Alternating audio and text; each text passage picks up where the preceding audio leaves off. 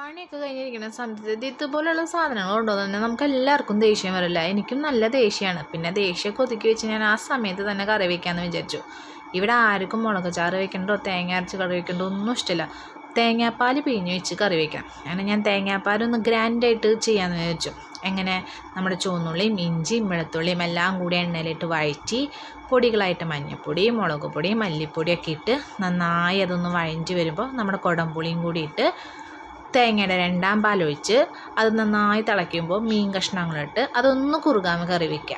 അത് കുറുകി വരുന്ന സമയത്ത് തേങ്ങയുടെ ഒന്നാം പാലൊഴിക്കുക. ഒന്നാം പാലൊഴിച്ച് കഴിഞ്ഞിട്ട് ഞാൻ മീൻ കറിക്ക് മാത്രം ഞാനൊന്ന് തിളപ്പിക്കും. കാരണം എനിക്കിഷ്ടമല്ല ഒന്നാം പാലൊഴിച്ചിട്ട് വെറുതെ ചൂടാക്കി വെക്കുന്നത്. മീൻ കറി മാത്രം, ബാക്കി എല്ലാ കറികളും ഞാൻ ഒന്നാം പാലൊഴിച്ച് കഴിഞ്ഞ് കഴിഞ്ഞാൽ അങ്ങോട്ട് തിളപ്പിക്കൽ ഒന്ന് ചൂടാക്കിയിട്ട് അപ്പം ഓഫ് ചെയ്യും. പക്ഷെ മീൻ കറി മാത്രം ഞാൻ തേങ്ങയുടെ ഒന്നാം പാലൊഴിച്ച് നന്നായിട്ട് തിളപ്പിക്കും.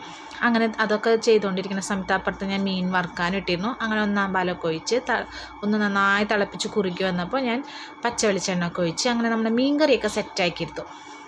അത് മീൻ കറി സെറ്റായ കയ്യോടുകൂടി തന്നെ നമ്മുടെ മീൻ വറുത്തതും സെറ്റായി. അങ്ങനെ കുറച്ച് പാത്രങ്ങളൊക്കെ ഉണ്ടായിരുന്നു, അതൊക്കെ കഴുകി വന്ന് ഞാൻ നോക്കുമ്പോൾ അച്ഛൻ്റെയും മക്കളുടെയും ഡാൻസ് ഷോ ഉണ്ടായിരുന്നു. അത് കുറച്ച് നേരം കണ്ടിരുന്നു. അപ്പം അത്രയേ ഉള്ളൂ.